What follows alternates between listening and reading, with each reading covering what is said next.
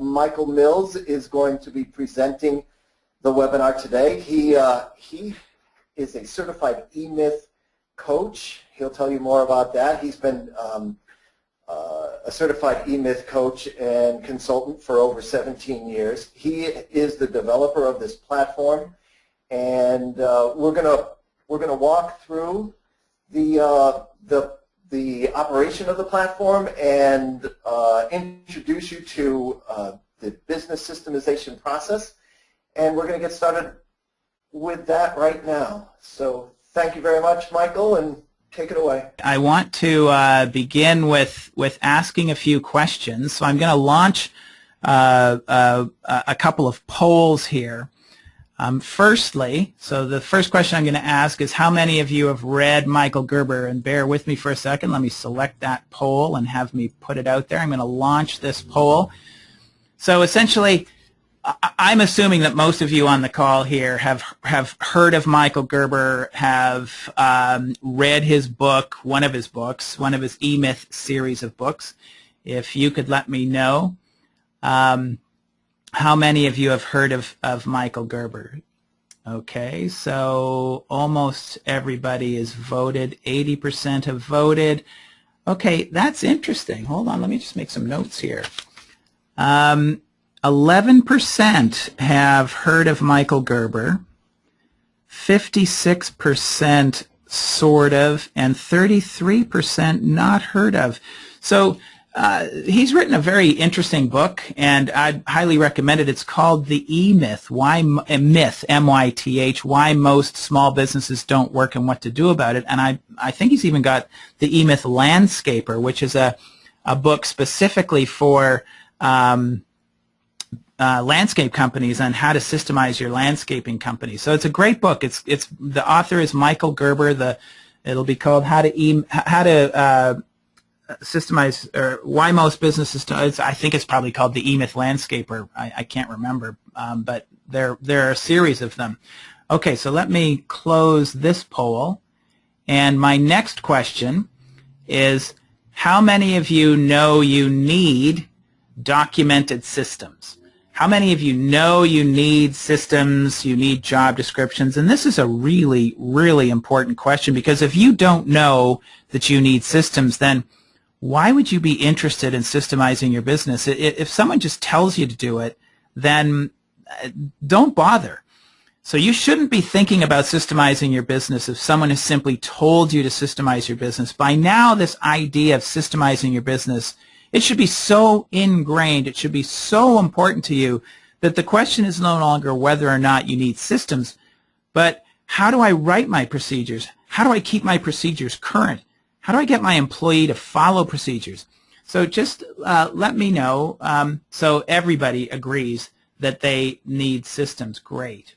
100% of you agree. Last question. The question is, how many of you have actually systemized your business? So by that I mean all of your procedures are documented and are current. You have clear and manageable documented job descriptions for every position on your organization chart, and for that matter, you have an organization chart that is current. So how many of you? Great. So 100% I've tried, but been unable to. Few of you say that you have. Changing a little bit. 70% of you have voted. So 86% of you know you need systems. Okay, let me just close the polls and close that. Okay, here is the moment of truth. Let me just switch this slide. And so Dan, just confirmation, that slide switched, the polls are off, and you're now seeing the Business Design Corporation logo and putting your E-Myth theory into practice? You'll have to unmute to confirm. Okay, great. Okay, brilliant. Okay, thank you everybody for participating in that series of polls. You'll see the method to my madness in a moment. As Dan said earlier, my name is Michael Mills. I'm one of the founders of a company called Business Design Corporation. I was asking these questions because Our company has been a group of master certified eMyth consultants for 17 years. We delivered Michael Gerber's eMyth mastery program to many hundreds of businesses. And what we found was that while we were delivering good business theory, very few of our mastery clients were actually getting their procedures and job descriptions documented, which in our minds was the very point of the program. So we went about working on a way to make eMyth theory practical, to create a simpler way for systemizing a business, a way to put eMyth theory into practice. So it's interesting. 100% of you said that systems are important, and yet 86% of you have been unable to systemize your business. So the question is, why is that? Why is it that almost every one of you knows you need systems, but almost no one has done it? In fact, 86%, I mean, that's not so much different, but I see statistics sometimes up higher than 95% of the people on one of these presentations hasn't systemized their business, even though they know they need systems. So why is that? This is not a new concept. Well, we believe that there are two key reasons. The first is the lack of a systems development plan, and the second is the lack of a systems development tool. And those are the two things that we're going to focus on today. Because if you can focus on these two issues and you can systemize your business, you will be able to achieve true business freedom. And that can look like calling in for the numbers from the British Virgin Islands or whatever is your destination of choice.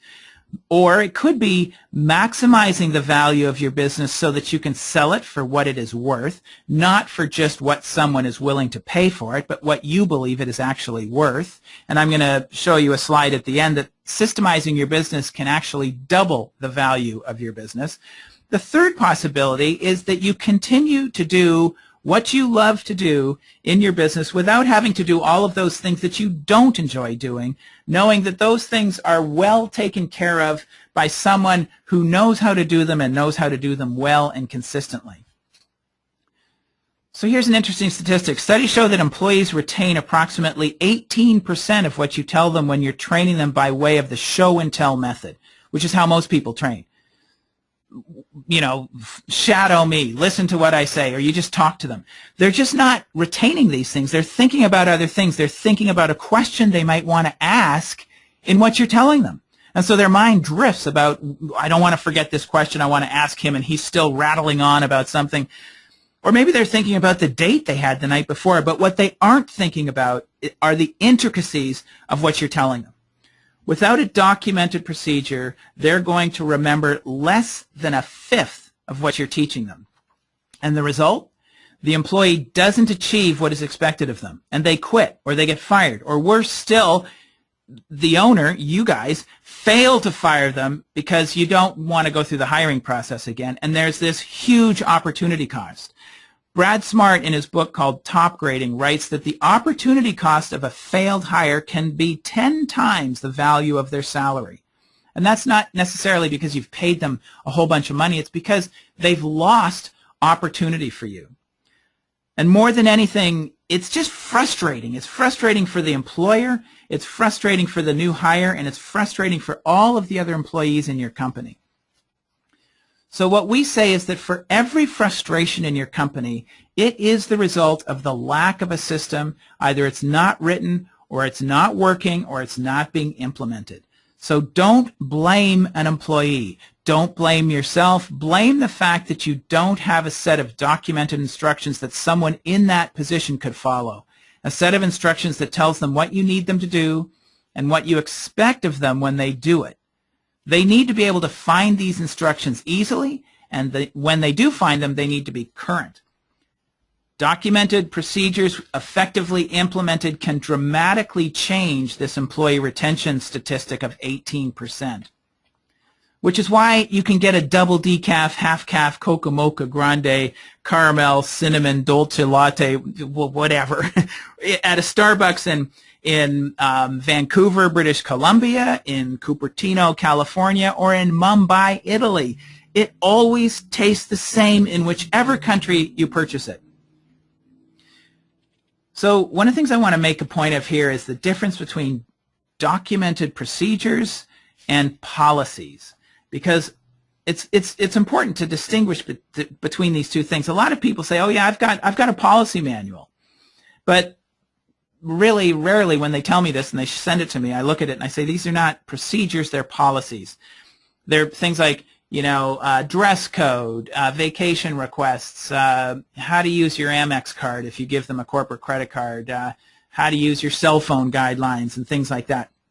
Policies, definition of policies, these are the high-level overall plans that embrace the general goals and directives of an organization. So these are things like employee discipline, decision-making, behavior, dress code, harassment, cell phone use, things like that. It's sort of a confusing definition, isn't it? But a procedure is very, very clear. These are the step-by-step instructions with expectations or key performance indicators to accomplish whatever it is that needs to be done by each employee in every department in your organization. A company might have a procedure for qualifying a new lead, a procedure for doing an initial consultation, a procedure for delivering your products or services, for even following up or answering the telephone, for collections, for onboarding a new employee, step-by-step instructions for any of these. Procedures help employees and managers do what they need to do to be able to achieve a consistent and reliable result. So as an example, in Starbucks, a policy, and this is actually true, I was doing a presentation up in Lethbridge, Alberta at the end of last year, and I was looking up, because I was using Starbucks as an example, I was looking up to see if Starbucks had any new policy, and I found one. Effective Monday, October 20th, 2014, Starbucks announced that it has changed its dress code and will now allow employees to show non-offensive visible tattoos. Non-offensive visible tattoos. So you can get tatted up now and work in a Starbucks as long as they are not on your face or throat, which is why you will not be seeing this guy working at a Starbucks anytime near you soon. On the other hand, an example of a procedure. These would be the detailed steps taken to make a double decaf, half calf cocoa, that crazy concoction that I mentioned a moment ago. If I was a barista at a Starbucks, I would have a documented set of step-by-step instructions on how to make this complicated drink. So today's presentation is focused on procedures, because I believe these are what are missing in most small and mid-sized organizations. So why do you need procedures? Just very quickly, what's the value of having a systemized business? There are lots and lots of reasons, some of which will depend on what type of business you're in. Some of these are very obvious. So for example, if you need to be in compliance, if you need to maintain an ISO accreditation or be in compliance with OSHA regulations, you need these documents when you get audited. But for every one of you, you need systems for delegation so you can grow, for consistency so you can expect reliable results from everyone in your company, to be able to maintain and monitor and track activity so that you know how to grow. Because if you're doing things consistently, then and only then will you know whether or not what you're doing is working. If you're not doing things consistently, then how do you know if what it is that you're doing is actually working? And then to prevent brain drain so that you don't lose your procedures. You see, people are going to come to work for you, and they're going to be coming up with some really great ways of achieving what they need to achieve. They're going to be innovating your processes. They're going to be giving you entirely new processes. It's important to maintain these, because these people will leave. You need to capture what they've given you. This is your intellectual property, even though they've developed it and they've delivered it to you. If you don't, that process will walk out the door when the employee leaves, and they will leave. You need procedures because they're going to maximize the value of your business.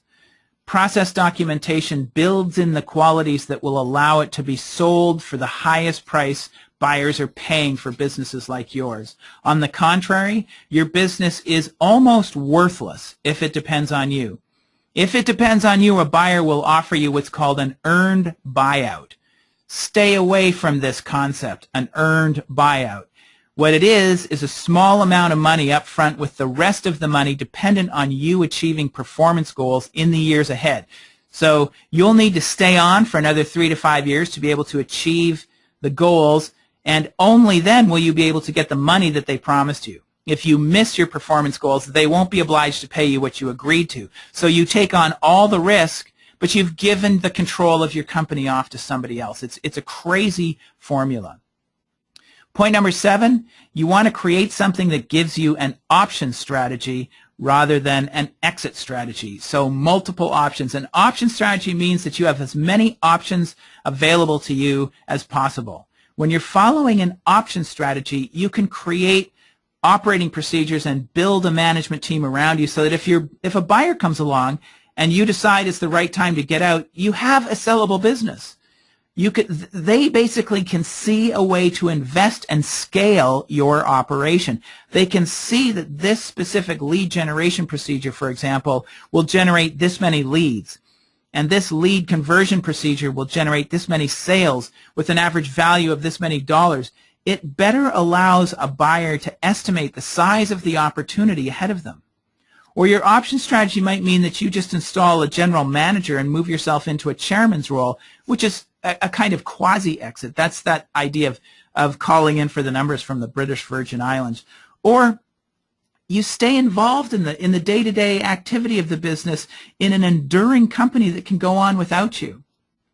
But most importantly, you need procedures because your company will be more fun, more creative, more fulfilling. There's less chaos, less frustration in a business that is systemized. It's simply a better place to work. And as a result, you'll find better employees who are more loyal and who work with more creativity and enthusiasm. So that said, there are many challenges to creating a process-dependent business. How do you get your procedures written? How do you keep them current? How do you get people to find them when they need them, and how do you get them to follow them? For example, let's say you're writing a sales process and you begin by writing down the detailed sequential workflow. Do this, then do that, then do this. It's what we call a work plan. And you might think that's all there is, right? It's just a clearly written document outlining all of the steps to take. So you write it all up in a Microsoft Word file, you save it to your network, and then you share it on your sales team, and you're training them. And while you're training them, you think it'd be great just to have a checklist so that you could track each step of the sales process. So you create a checklist. And now your sales process has a work plan and a checklist. And you save that on your network. Then you're starting to monitor and track, and you're listening to your sales team deliver their new sales process to the prospect, and you realize that some of them are saying it really well and some of them are not saying it very well at all. So you think, I should create a script of the best things to say, and then I'll workshop it with all of my sales staff. And that way everybody will be performing well. So you write a script. Now your sales process has a work plan, a checklist, and a script. This is where you begin to think, where am I going to store all these 3 Word documents so it's going to be easy for my people to find them when they need them? But you think, I don't have time for that. I'll get to that later. And then you realize your sales staff, it would be very helpful that they have a proposal document, some sort of easy and consistent way to generate proposals for their prospects. So you create a Microsoft Word template and an Excel spreadsheet for calculating and presenting a consistent and accurate estimate. And then you think it'd be great if you had a training video, maybe a screen recording of the process of creating the proposal and a sample audio so that they can hear what a great presentation might sound like.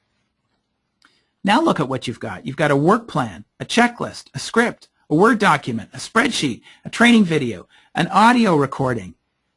A process is rarely as simple as just a clearly written document outlining the steps that need to be taken. That's just simply not all there is. There's just always so much more, and that's probably why 86% of you have been unable to systemize your business. You've tried, but it just hasn't worked.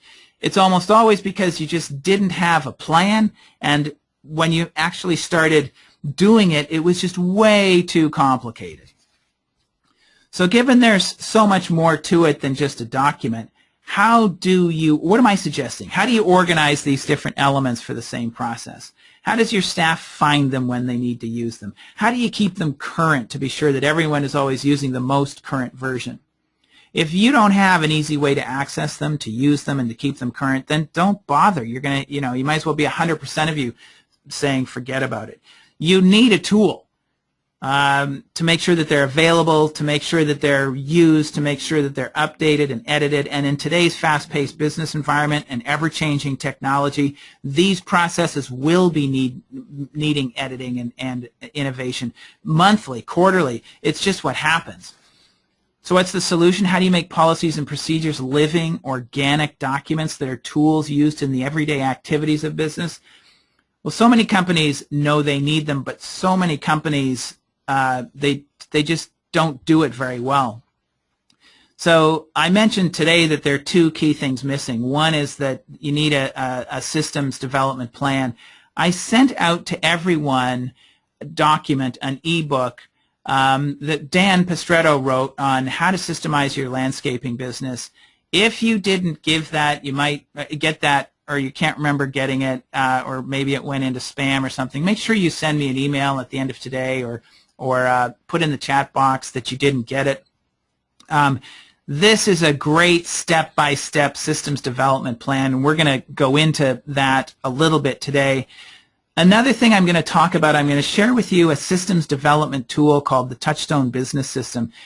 This is an application that makes it easy to consistently write and organize procedures so that they can be kept current and so your people can find them when they need them. You don't have to do Touchstone. It's a tool that's designed for this purpose. And so any project, if you don't have the right tool, it's complicated. But if you have the right tool, it makes it a heck of a lot easier. So let's start with the plan. So we've developed a 5-step systems development plan. And working with these clients over 17 years of systemizing the business, we've just synthesized it down to 5 key steps. And we use this to discover, prioritize, document, implement, and manage all of the procedures in your business. And there are 5 steps. The first step isn't really about systemizing at all. It's about understanding your destination. What is your business going to look like 3 to 5 or even 7 years from now? After all, if you don't know where you're going, how are you ever going to get there? The second step, this is where things start going into systemization. You look at that business that you're creating, that you intend to create, and you create a graphic picture of what that destination will look like. It's what will become your organization chart. And then you step back and you start understanding what are all the procedures that will be necessary in that future organization. How will you generate sales? How will you deliver on the promises that you made in that sales process? What back office procedures are you going to need behind the scenes, like hiring, firing, payroll, invoicing, collections, backing up your computers, for example, all of the administrative and financial activities? How will you guide and manage the business from where you are today to where you want to get to? So in this step, you're not describing how the process is done. That does come later. In this step, all you're doing is naming the procedures, what needs to be done as opposed to the how. In step number 4, once you've named the procedures, you'll connect them to the boxes on your organizational chart. Think about this. You've identified everything that needs to be done in the business. You've identified all of the positions that you'll need in the business, and you've connected everything that needs to be done to all of those positions. So you've created complete functional accountability. Everything that needs to be done is being done by someone in the business. It's a very, very powerful step. And lastly, you need to prioritize these procedures. Which are the most important ones to get written as soon as possible, and who's going to help you write them? You cannot possibly do this on your own. It really has to be done as a team effort. And so you'll enroll people in your organization. They might be frontline employees. They might be managers. The priority is an interesting conversation. You might have an executive assistant or an office manager who's about to go on maternity leave. And how are you going to exist without them? You may not even know what they do or how they do it. How are you going to bring someone in quickly and get them up to speed efficiently? So they might be simple procedures like answering the phone, making bank deposits, booking travel. I don't know, whatever those procedures are, they might not be the most important procedures in the business, but they are the most important ones to get written now. They're the highest priority procedures to get written because this person is leaving in 2 months and you need to replace them and you don't have a job description for them and you don't have those procedures documented so that you can train someone else to fill in while she's on maternity leave. Almost every business owner I speak to will ask me, how long is this going to take me to systemize my business? Well, it's important to know that systemizing your business, this is key. It is not a project. It's a process, and the actual writing of your procedures is ongoing. It never ends. And the 5-step systems development plan doesn't get you to the place where all of your procedures are written and finished, and that is that. But that said, the business systems development plan is designed to create the systemic infrastructure of your business. And depending on the size and complexity of your business, this process really only should take 4 to 6, at most 10 hours. That's our goal. If you choose to have either Dan, well, usually Dan can help you with this. If you have Dan help you with this, he's got a quick start program which should be able to get this done within 4 to 6 hours, at most 10 hours. So it's a very, very powerful series of steps to have taken. At the end of this step, this quick start program, you are very clear on your vision. You have a clear understanding of all of the positions and processes you need to achieve your vision. You've created this functional accountability. You have all of your job descriptions built, and you have a prioritized plan for getting all of the procedures written. Very, very powerful step. So what I'm going to do today, I'm going to share with you this systems development tool. I'm talking about the Touchstone Business System. It's a web-based application that's designed to make it easy to consistently and write your procedures. I will say that everything I'm about to show you, you could do it in 3-ring binders. You could do it in Google Docs, Dropbox, Microsoft Word. But these are application sharing programs. They are not designed to implement procedures, and that's why so many of you have been unable to do it. You don't have the right tool. I want to use Touchstone because we've been doing this. We've been doing it for 17 years. We've got 17 years of experience systemizing business, and what we've discovered is that document sharing applications like Dropbox, Google Docs, SharePoint, they just don't work. These document sharing tools, they're just not fit for a process which is almost more complex than a simple document.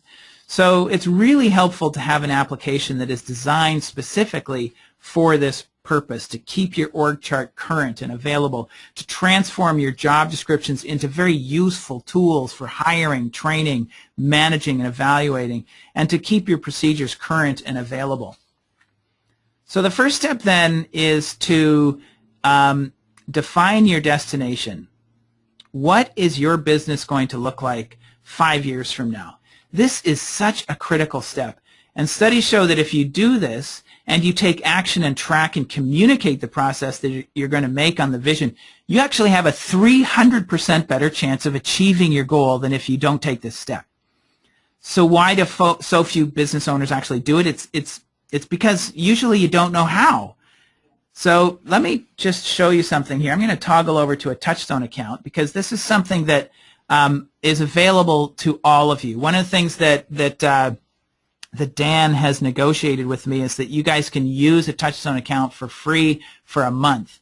So if this is the one thing you take advantage of, do this. You can get a Touchstone account, and you can. I'm going to come in and explain this a little bit later, and today's presentation is not a Touchstone demo. Any of you are able to sign up for this after today's event, but I want to show you something. We have a lot of really great resources that are actually built into the tool. And what I would suggest in terms of this first step here, defining your destination, what's it going to look like, say 3, 5, 7 years from now, come into Guiding the Business, come up to the process library that we've built for you, and select this process. We actually have 3 of them: strategic planning, strategic target development, and strategic target tracking. Because if you don't take action on this vision, on this plan that you create, then it's never going to happen. You've got to take action on it. So these are 3 procedures. You can come in here and select them and then click Save, and they will download them into your free account. This process right here, strategic planning, this is a fantastic process. The first thing you want to do is watch this video. So you can come right in here and you can select this process and watch this video. You can just click this and watch a great video on how to do this, how to create a strategic plan. Once you've watched the video, then you work your way through the 5 different work plans underneath here. The next step is you want to create your strategy plan. So there's a process right here, how to create a strategic plan, and it explains to you what is a strategic plan, step-by-step instructions. It talks to you about how to create a vision.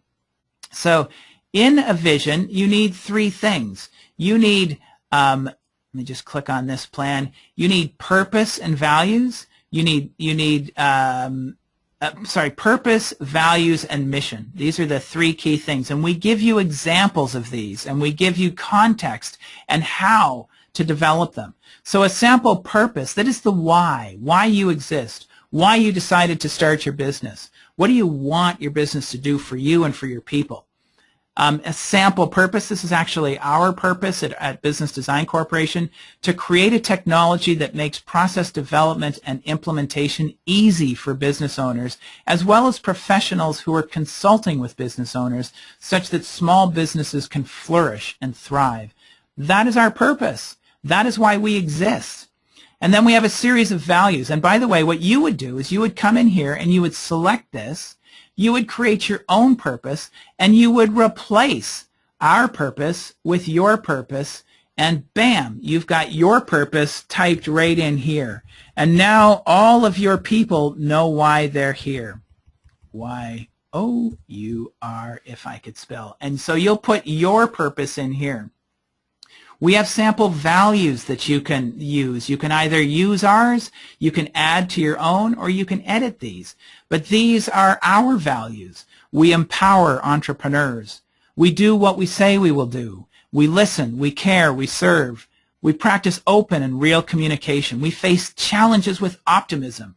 We check our ego at the door. We innovate and constantly improve. We do the right thing. We believe in people and their dreams. Again, you can go in here and you can change them, add to them, whatever you want to do. And then you have your big, hairy, audacious goal, your mission. So we give you all of this stuff. We have a sample meeting rhythm. How are you going to actually achieve this?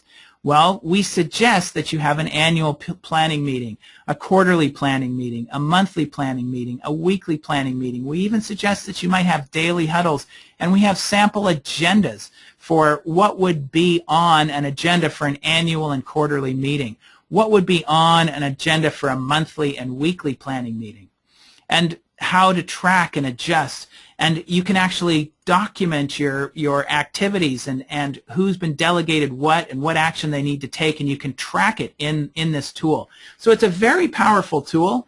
All you have to do is register for a demo or register for an account. You can get all of this content, and there is a ton of content up here. There are lots of management processes in the general systems library for how to manage people, how to enroll people, how to handle employee complaints, how to do performance evaluations. All sorts of good content is in the process library that we've developed for you. So that first step is to create the destination. The next step is you want to create a picture of what that destination is going to look like, a graphic representation of that future company. How many salespeople are you going to have? How many client fulfillment people will you need? How many back office support people will you need? How many managers? In this step, you're going to create your org chart. And this is the organization chart of your future company, because your future company's organization chart is going to be very similar to what you're actually doing now. There's just going to be more of it. You'll have more than one salesperson, probably. You might have a lead generator, which you don't have right now. But creating your org chart will help you define the positions and be able to see the positions that you need to hire in the future. So it becomes this strategic tool that you use to help grow your company. Who do I need to hire next? Who will they report to? What will they be doing? In Touchstone, you come up here and you select the organization tab, and here we give you a sample org chart, but it's very simple. You can add positions. You can remove positions. You can move positions around. This person's going to report to this person or so. You can change the name. If you don't like the name of sales and marketing director, you can change that name and put whatever you want in there and then click save, and it will be updated on your org chart.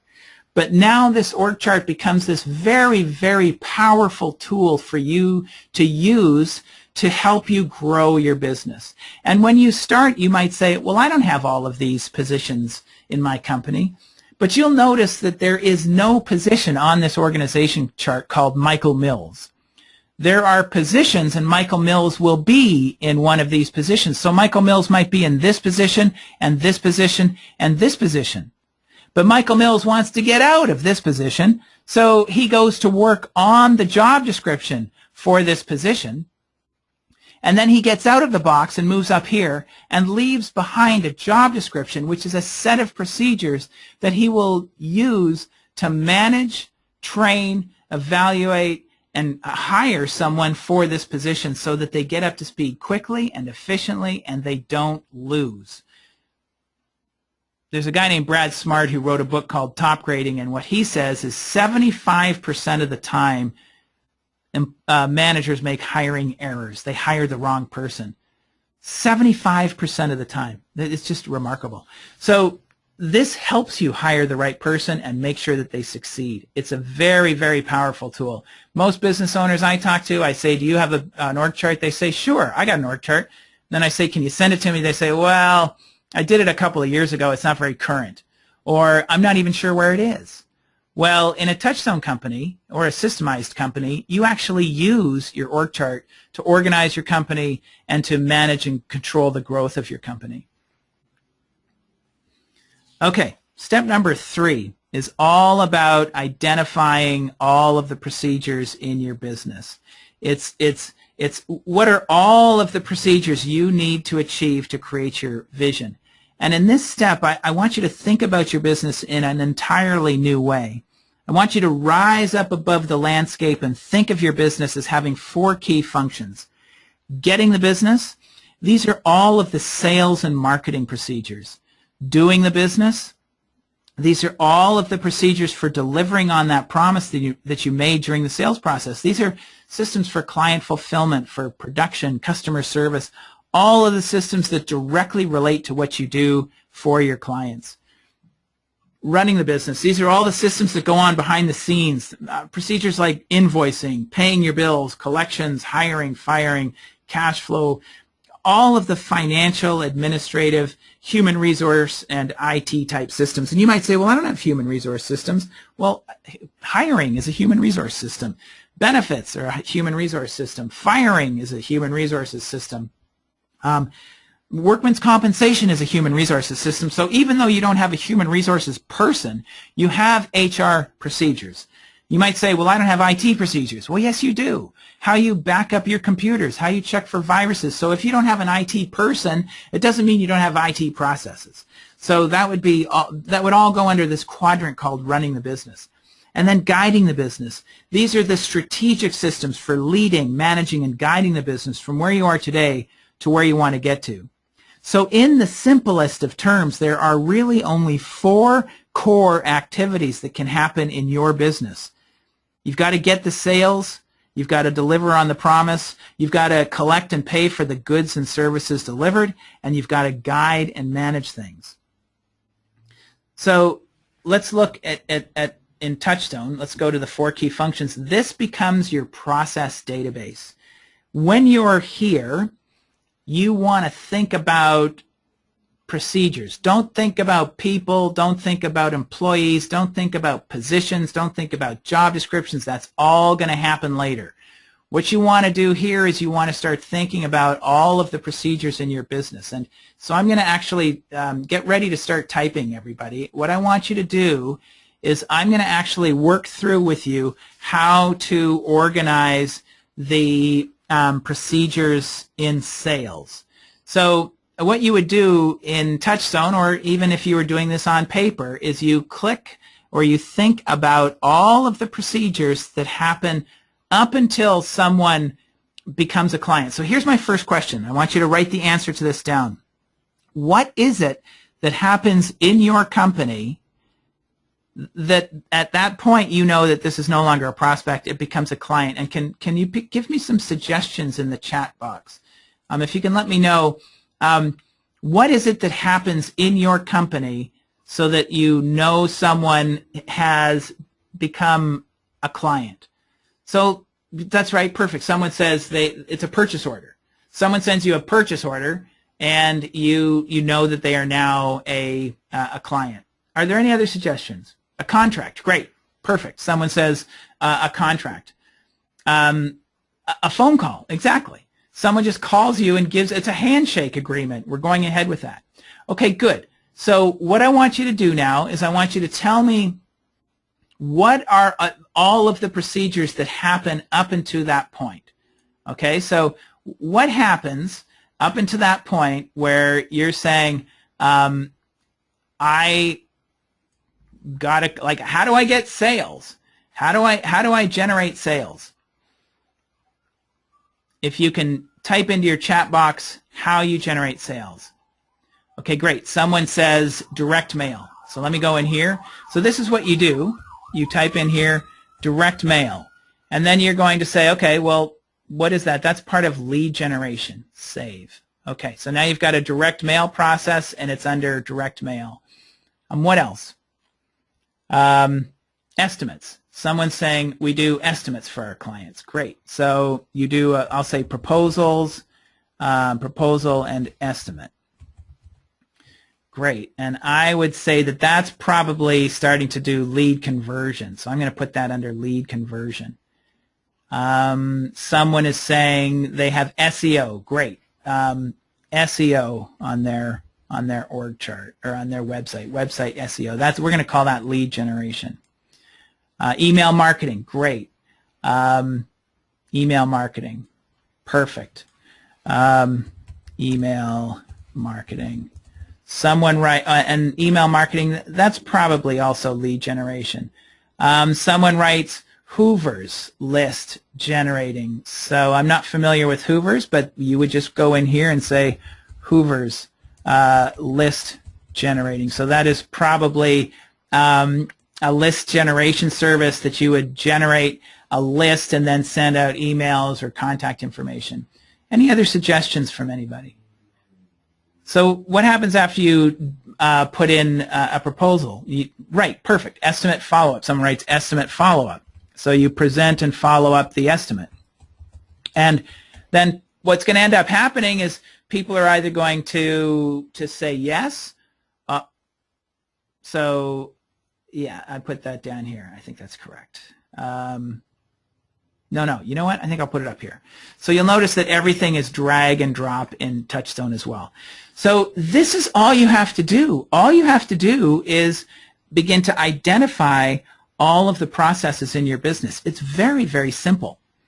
And once you've gone through all of these procedures, for sales and marketing up until like the handshake or the contract or the purchase order point, you come back to the 4 key functions and you go to the next step. What are the procedures we have for doing the business? And you identify all of those procedures. And then what are the procedures for running the business, financial? And by the way, if you don't like these names, you can change these names. You can just come up in here and change this from getting the business to, say, sales and marketing. So you can customize this application and make it suit your own business. And you'll see that now I've changed that. So you can completely customize this. But this first step is simply going around into the 4 quadrants and identifying all of the processes that you need. And after you've done that, chances are you've probably only thought of about 80% of the processes that are in your business. So you can come up here to the general process list, and we have a list specific for landscape contractors, and you can actually select processes. Maybe you do blogging. Maybe you do contracts and proposal. Maybe you do Google Analytics. Maybe you do LinkedIn or something like that. You can actually access these and download them into your own process, into your own Touchstone application.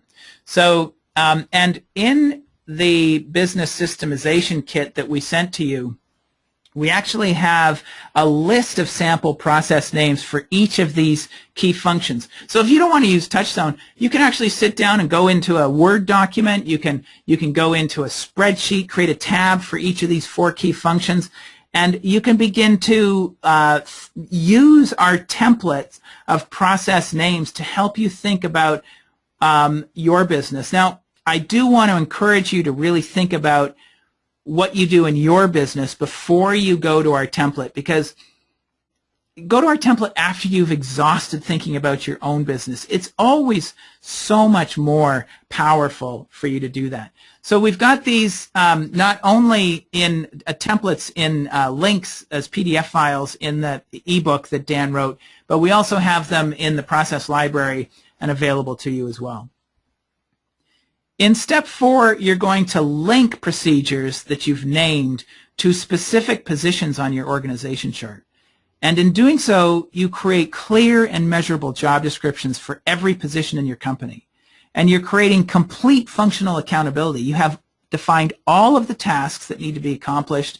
You've defined all of the positions that need to be filled in the company, and you've assigned all of those tasks to specific positions so that you're now confident that everything that needs to be done has been assigned to a position who will be doing it. So in Touchstone, what you'll do is you'll notice that over here you've created your organization chart, and so this becomes your organization chart. In this side, you'll take all of these processes and you'll say, okay, who's going to do direct mail? And you'll come up here and you'll click link to job description. And you're going to say, well, my lead generator does direct mail, and it's a tactical process. And now you'll see that the lead generator has been identified. This is now sitting on their job description. You can look at the next process and you can say, okay, who prepares proposals and estimates? And you can come up here and you can say, well, you know, that's a salesperson, and it's also the manager of sales and operations, and sometimes it's even the executive assistant. So if you had an executive assistant, you might have, or maybe a technician helps you with the sales proposals. So you can link it to multiple processes. The beauty here is that when you change that process for someone, it's going to change for all of these people. So you don't have to run around updating everybody's 3-ring binders. Very powerful step for creating job descriptions. And now all you need to do is you need to go to the position for that specific person and click on it, and it will open up their job description. And this looks very simple at this point, but as you create more and more positions and procedures, this fills out dramatically. And now you have a job description that is the result of linking all of the procedures from your process database to that specific position. So a job description becomes a very powerful thing in a Touchstone company. In a Touchstone company, a job description becomes something much, much more than a hiring document. What I have experienced with most companies that I speak to, and you should look at this yourself, look at your job descriptions. Because when I'm working with people, I often ask them, do you have job descriptions for each position in your business? And usually the answer is this sort of soft yes. Well, yeah, not for every position. And then I might ask, well, can you send it to me? And they'll say, well, it's not very current. And then I'll say, well, go ahead and send it to me anyway.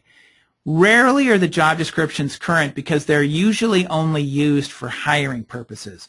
And once the position is hired, the job description gets filed away until a new employee needs to be hired for that position. And then most of the time they look like something like this, which I don't think is a job description. This is an actual job description from a client, well, a prospect that became a client. I asked them to send me their job description. This is not a job description, Gorgeous high-tech endodontic practice in Saratoga, California, seeking a highly motivated, organized, enthusiastic. These are the skills. Oops, sorry, hold on. You know, it doesn't make sense to me when I look at this. But people just don't know what a job description is. This is a job description. And this is a job description that was generated to a Word file specifically from our Touchstone account. So this is the job description for the appointment center.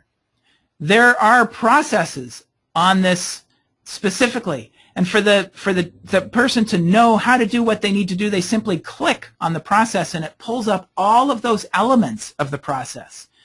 So a job description is a set of procedures that someone in that position, someone filling that position, is held accountable to. So the job description is not only used to hire the new employee, it's used to train, manage, and evaluate the employee. And because it's used to evaluate the employee, both the employee filling that position and the manager of that employee tend to keep their eyes on it. And as a result, it stays current. It's dynamic. It's this fluid document that grows and changes organically, as do the processes and activities in the business. So when someone needs to know what to do, they simply click on the position they hold on your org chart, and that accesses their job description. And then they look for the process that they need to perform, and they click on that specific process, and that opens up a set of instructions on how to perform that task. So you now have complete functional accountability. Again, you have all of your processes, you have all of your procedures, and you've tied them together to create job descriptions. So the experience that we hear more often than not when someone is trying to systemize their business is that it's just too difficult to organize all of these different Word documents. You know, I've got checklists, I've got spreadsheets. So people, they can't find them when they need to use them.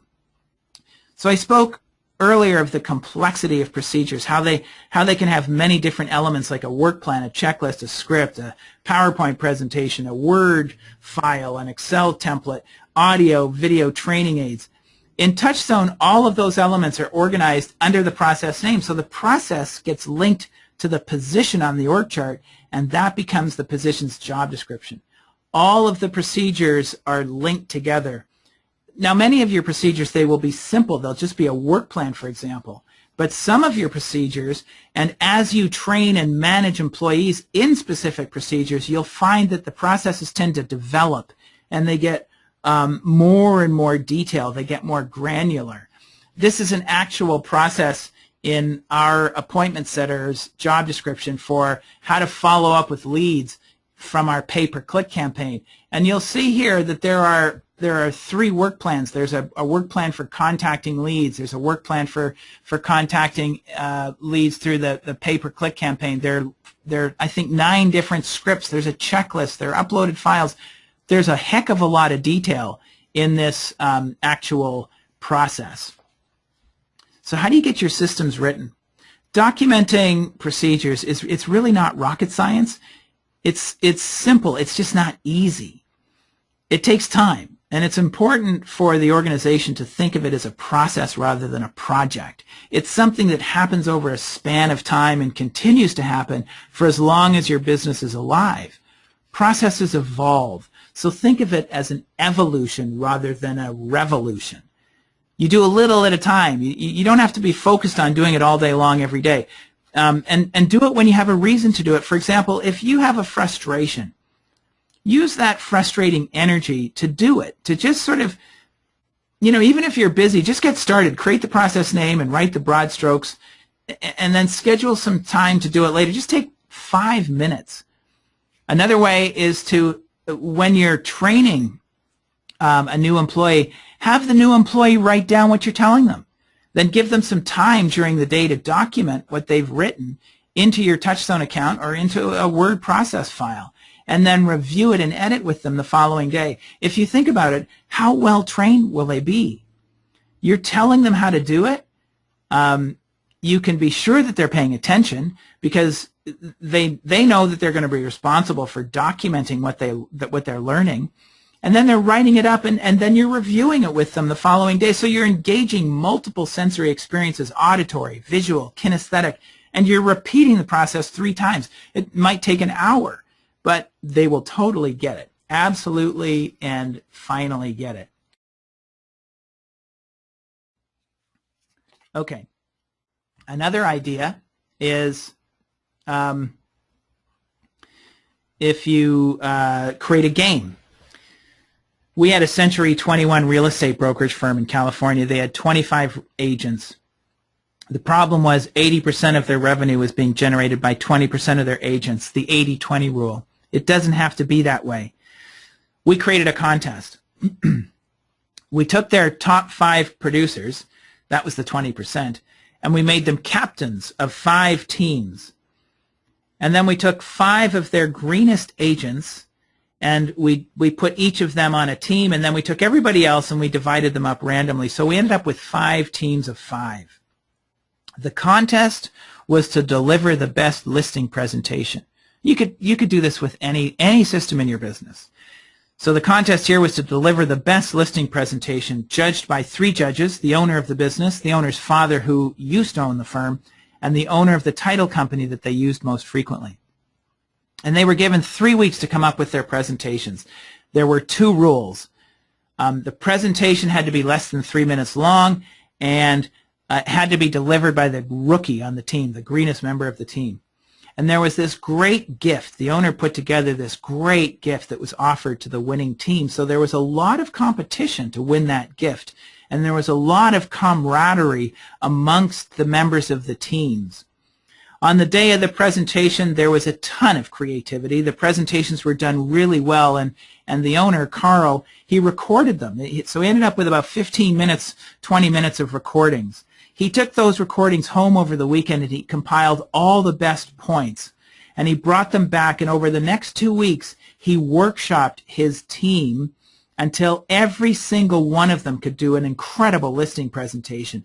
And his result, his sales jumped exponentially. I mean, he no longer was 80-20. He was more work was happening. Every agent was more fulfilled. They knew how to do what they needed to do, and they were all making more money. So as a next step, I just want to suggest that you start systemizing your business. Take action. Use the ebook that I sent to you. And better yet, schedule a demo of Touchstone. Have a look at this tool. And there are a couple of ways that you can do this. In addition, you can get this free hour of consultation from Dan, who will take you through the naming process. So there are 2 actions to take. One is to schedule a free hour with Dan to take you through the process of naming your systems. And the other is to just have a look at the Touchstone application. To register for your free hour of consultation, you can call Dan at 857-600-6991, this number right here, 857-600-6991. You can also send an email to Dan at sodinc.net. Put in the subject line, free 1-hour consultation. Additionally, if you want to register for a demo, if you've got a cell phone right now and you want to keep this up on your screen, just go ahead and text the word SOD and send that to this telephone number, 707-800-3603. That will start a process of getting you registered for a demo. Additionally, you can go to this site, www.bit.ly/TS-demo, and that will get you signed up for a demo. Just note that it's uppercase here, TS/demo, or you can text SOD. Additionally, I just sent you, as part of our system about 10 minutes ago, you'll have received an email with all of those instructions, so you're welcome to go to that email and click on anything to register for your free consultation with Dan or to schedule a demo of Touchstone. And if you take advantage of that demo, we have a free month. Dan, as I said earlier, negotiated a free month that you can use. So I want to end with one final thought on the importance and value of having documented operating procedures. The value of your company is not exclusively based on your annual revenues or your profitability. It's also based on your procedures. If the business is not duplicatable, if it's not scalable, it cannot be brought to the next level. If your company's processes are documented, then when you're ready to sell, you can show your client your procedures. Paul Lemberg of Quantum Growth Consulting did a study, and he found that your business it can be increased by as much as 100% simply by systemizing it. Every single system that you write for your business is an asset, and it has value to your business and anyone who's interested in purchasing it. I also want to recommend that Dan Pestretto's written a new book that he'd like to share with you. Dan, let me just open it up to you so you can, if you want to unmute yourself and just talk a little bit about your book and also about your presentation that's coming up. Thanks, Michael. Yeah, the book is it's about the digital age and how everything old is new again. Back when our parents and my grandparents, actually I'm third generation landscaper, when my grandfather was in the business and my dad, the most important thing was your reputation and you put your name on everything you did. And the digital age is making all that come back around. It used to be consumers had no power. Now they have the power of social media. If they were unhappy, they told everybody they knew.